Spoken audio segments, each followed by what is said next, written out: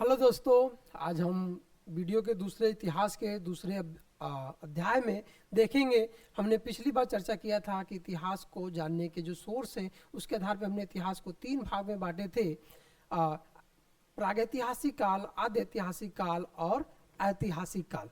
ठीक है, अब हम देखेंगे कि प्रागैतिहासिक काल से जब हम आगे बढ़ते हैं, प्रागैतिहासिक काल को 3 चरण में डिवाइड करके पूरा पसाड़ काल, मध्य पसाड़ काल, नव पसाड़ काल। पूरा पसाड़ काल में हमने देखा कि किस तरीके से पत्थरों के औजार में थोड़ा बहुत विकास हुआ और मानव ने आग की खोज कर लिया था, और आग की खोज करने के उपरांत किस तरीके से मानव जीवन को एक दिशा मिल गई। ठीक है, उसी दिशा का एक अगला चरण था मध्य पसाड़ काल। और जब मध्य पसाड़ काल की बात आती है, जैसा कि मैंने आपको बताया कि यह जो टाइम पीरियड है 10,000 BCE से लेकर कहीं पे 7,000 तो कहीं पे 6,000, तो मान के चलिए कि 6,000 BCE के आसपास ये आपको देखने को मिलेगा।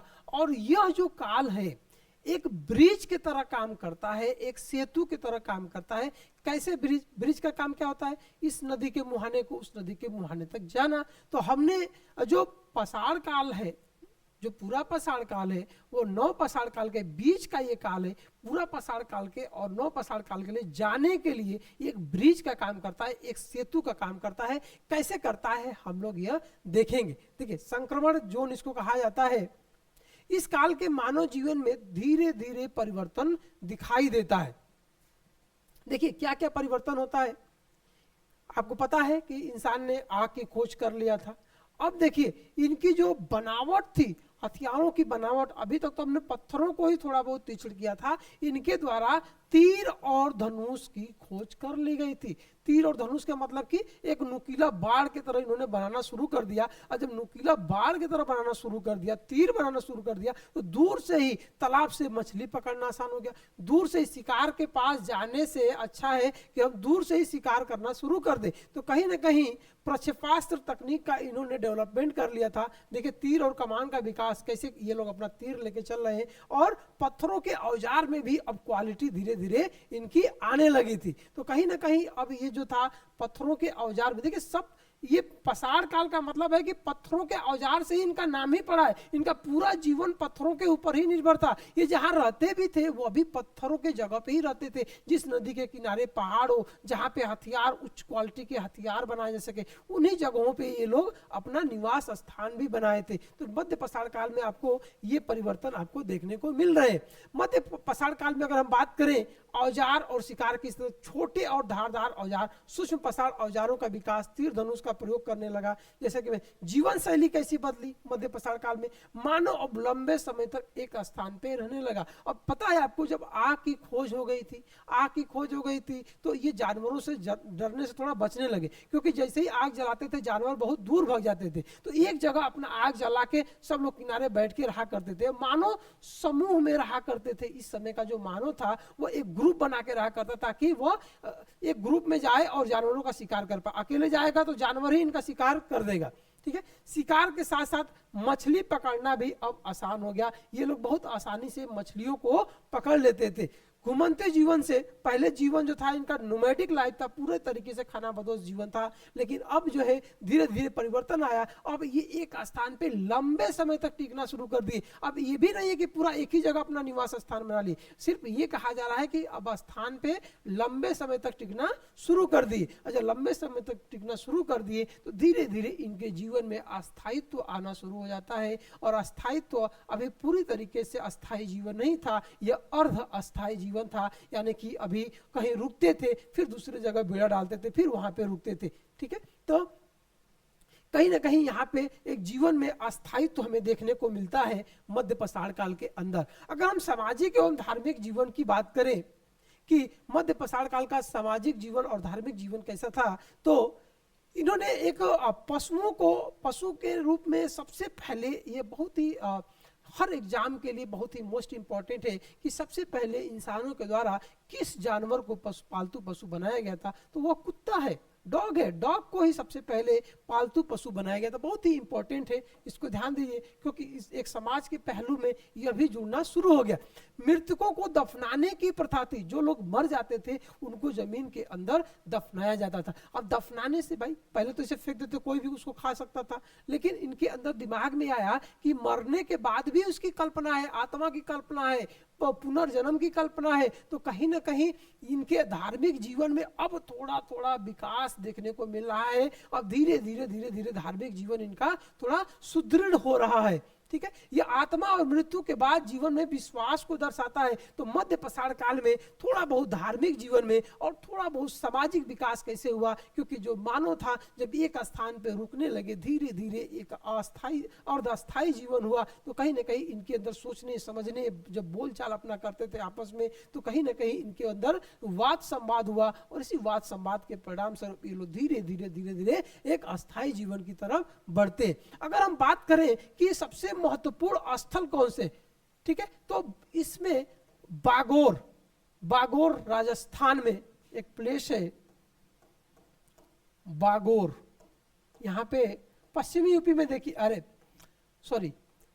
पश्चिमी भारत में जो उत्तर पश्चिम भारत है भारत का, वो किस तरीके से वहां पे डेवलपमेंट आपको दिखाई देगा, और यहीं से सभ्यता का विकास भी होगा। बागोर राजस्थान में है, यह सबसे बड़ा पूरा स्थल है मध्य पाषाण काल का। और पशुपालन का जो प्रारंभिक संकेत मिलता है कि पशुपालन सबसे पहले किस जगह पे देखने को मिलता है मध्य पाषाण काल में, तो वह है बागोर।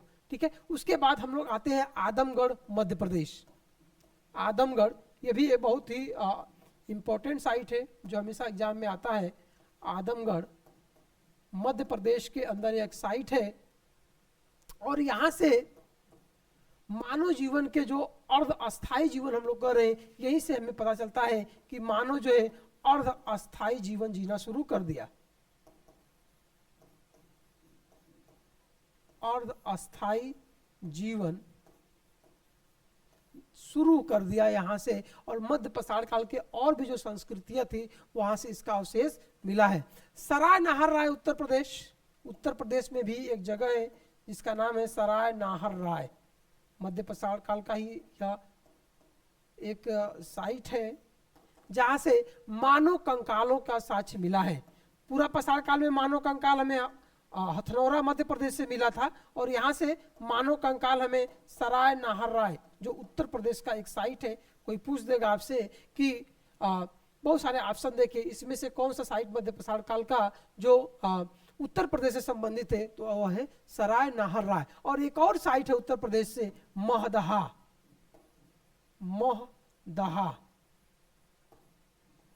भी उत्तर प्रदेश की एक साइट है, और महदहा में परिवार सब सहित दफनाए गए मानव कंकाल का साक्ष्य मिलता है। एक ही परिवार को एक ही साथ दफनाने का साक्ष्य हमें महदहा से देखने को मिलता है। ठीक है, तो पूरा एक जो हमने देखा कि मध्य पाषाण काल के अंदर किस तरीके से धीरे धीरे जीवन में अस्थायित्व आने की शुरुआत हो चुकी थी, यानी कि पूरा पाषाण काल से अब ब्रिज बन चुका है। अब ब्रिज से हमें पार करना है जस्ट नौ पाषाण काल में। तो नौ पाषाण काल में जब हम लोग आते हैं, बहुत ही शानदार एक क्रांति है। नौ पाषाण काल एक क्रांति है, और क्रांति किस मामले में है, देखिए अब जो है ये लोग इस काल के अंदर खेती करना शुरू कर देते हैं, मिट्टी के बर्तन बनाना शुरू कर देते हैं। मिट्टी के बर्तन मध्य पाषाण काल में भी जब हम जाते हैं अंतिम चरण में, तो कहीं कहीं इसके बहुत बेसिक साक्ष्य मिलते हैं, लेकिन नौ पाषाण काल में इसके हमके विकसित साक्ष्य मिलते हैं। ठीक है, और पशुपालन एक महत्वपूर्ण साक्ष्य बन गया। लोग अपना घर बनाने लगे, झोपड़ियां वगैरह बना के रहने लगे। इनके जीवन में बहुत ही हमें अस्थायित्व देखने को मिलता है नौ पाषाण काल के अंतर्गत। ठीक है, अगर बात करें कि नौ पाषाण काल मानव सभ्यता की नींव है, ये कहना बिल्कुल गलत नहीं है, क्योंकि यहीं से मानव ने उस सभ्यता का विकास किया जो आज हम लोग जिस जगह पे हैं। कहीं ना कहीं उसकी नींव, जो जैसे हम लोग घर बनाते हैं तो उसके लिए खुदाई करते हैं, उसमें पहली बार ईंट डालते हैं, नींव बनाते हैं, वही नींव डालने का काम ये नौ पाषाण काल में शुरू हो गया।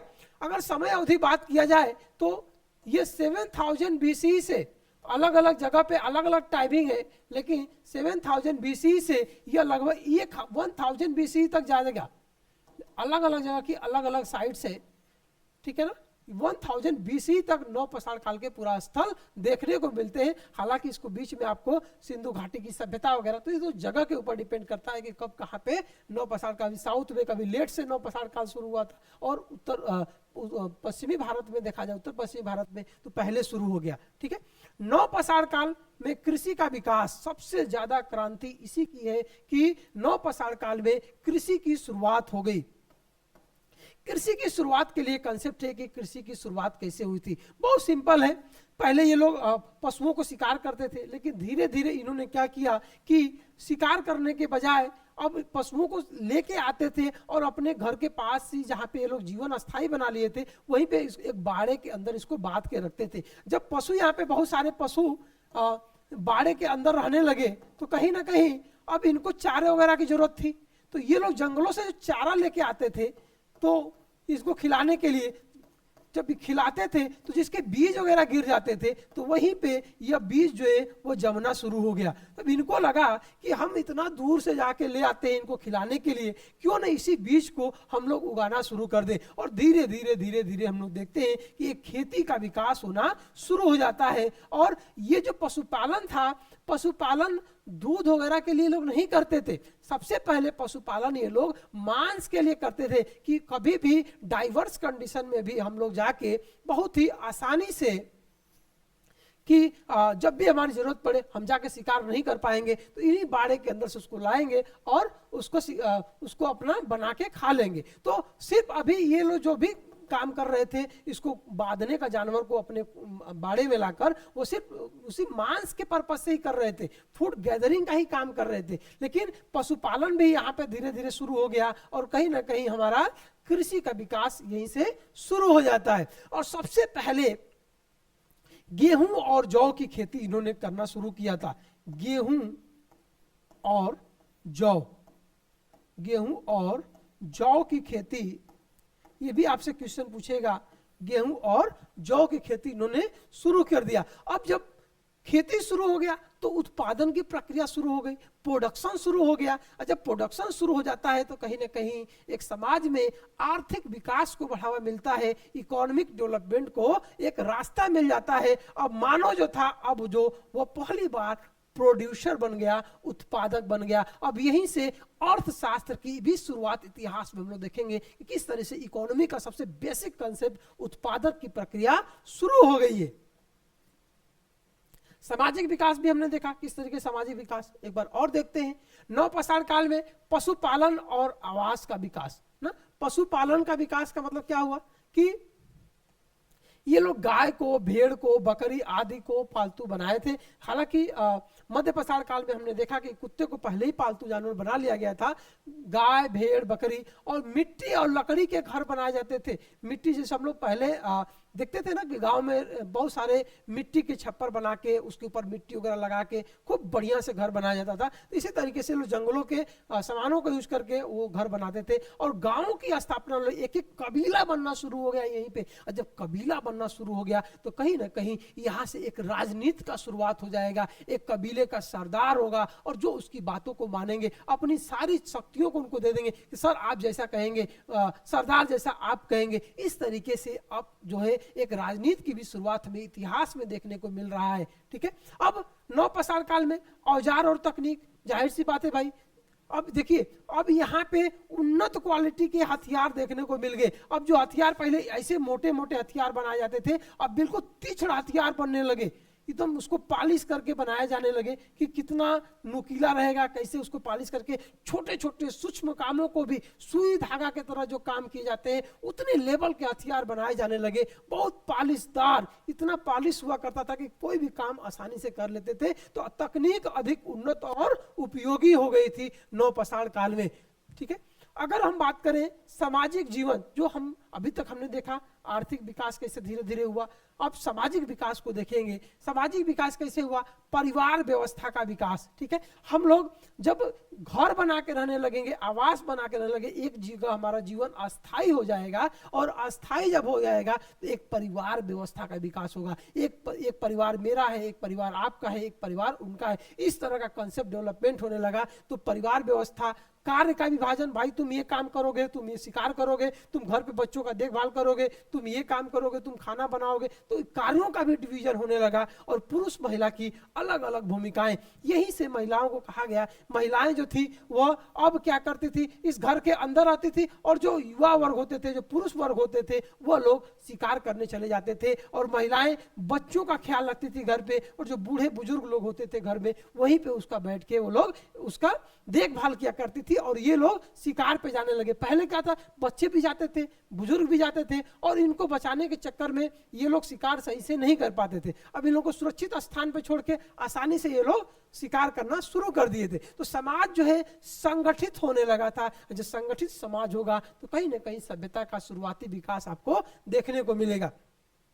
अगर हम नवपाषाण काल के धार्मिक और सांस्कृतिक जीवन की बात करें कि धार्मिक और सांस्कृतिक जीवन कैसा था, तो धार्मिक और सांस्कृतिक जीवन में मातृ देवी की पूजा ना, क्योंकि इनको लगा कि ये सारी चीजें कहां से निकल के आ रही है, आखिर कौन है, तो गॉडेस ऑफ मदर, मातृ देवी की पूजा करने लगे। उर्वरता से जुड़े विश्वास को कि ये जो जमीन जो है वो किस तरीके से जमीन के अंदर से हम कुछ डाल रहे हैं तो उसके अंदर से कैसे उग जा रहा है, कोई ना कोई जादू है। इसी जादू को वो मान के वो इसकी पूजा, उर्वरता की देवी इस धरती की पूजा करने लगे और मिट्टी के बर्तन और बुनाई, और ये नवपाषाण काल में मिट्टी के जो बर्तन बने, खाना पकाना इनके लिए और आसान हो गया। जो आजकल का जो हमारा पूरा जीवन है कहीं ना कहीं उसका बेसिक चरण, बेसिक फाउंडेशन इसी नवपाषाण काल में शुरू हो गया था। संस्कृति और परंपराओं का विकास बहुत ही उन्नत स्तर पे पहुंच गया।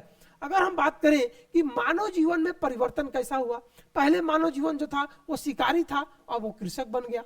कितना बड़ा चेंज है, शिकारी से कृषक बनना। घुमंतु जीवन, पहले नोमैडिक पीपल थे, अब उनके जीवन में स्टेबिलिटी आ गई, अब घुमंतु से वो लोग अस्थायी जीवन जीने लगे। कच्चे औजारों का प्रयोग करते थे, पका हुआ औजार नहीं था, तो उनको विकसित औजार अब आग में पका पका के अच्छे औजार बनाने लगे और उसको घिसाई करते थे पत्थरों को अच्छे से। अकेला जीवन था, अब सामाजिक जीवन जीने लगे, एक सामाजिक भावना की स्तर से रहने लगे। भारत में नवपाषाण काल के प्रमुख स्थल की बात करें तो मेहरगढ़ बहुत ही इंपॉर्टेंट साक्ष्य है। मेहरगढ़ इस समय यह भारत के अंदर में नहीं आता है। मेहरगढ़ एक ऐसा स्थल है जहां से सबसे पहले ऐसा माना जाता है कि कृषि का जो शुरुआत हुआ था वह मेहरगढ़ से ही हुआ था, और मेहरगढ़ का ही सांस्कृतिक विकास जो धीरे धीरे धीरे धीरे सिंधु घाटी सभ्यता के स्तर पे पहुंच जाती है। यहाँ पे सबसे प्राचीन यह नवपाषाण स्थल है। कृषि और पशुपालन के सबसे पुराने प्रमाण, कृषि और पशुपालन का साक्ष्य यहीं से सबसे पुराना और उन्नत स्तर पे कृषि और पशुपालन का साक्ष्य में मिलता है यहां से। ठीक है, मेहरगढ़ बहुत ही इंपॉर्टेंट साइट है।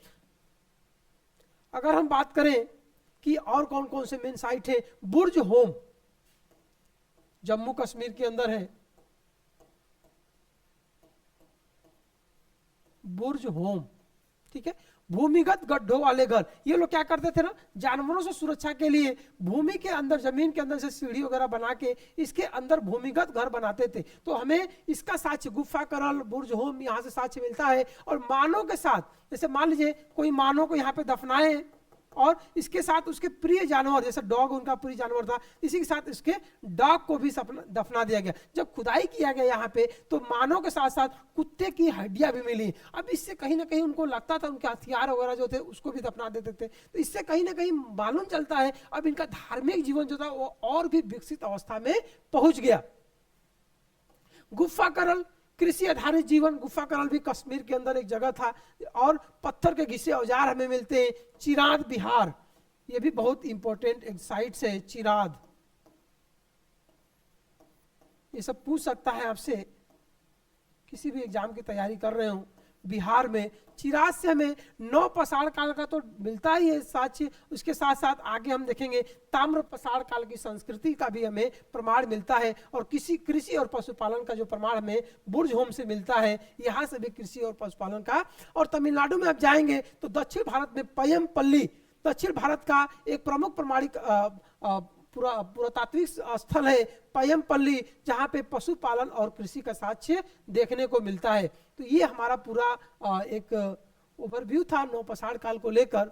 यहाँ पे एक तेलंगाना जो है आज का वर्तमान, वहाँ पे उतनूर एक जगह है, वहाँ से भी हमें राख के टीले मिलते हैं, जहाँ पे बहुत सारे वो लोग जला के आग वगैरह सेकते थे, वहाँ से हमें राख के नागार्जुन कोंडा आंध्र प्रदेश में भी, यहाँ से भी अस्थाई बसावट के प्रमाण, नागार्जुन कोंडा यहाँ से भी एक साक्ष्य मिलता है।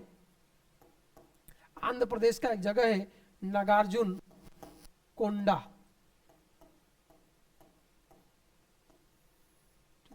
आंध्र प्रदेश,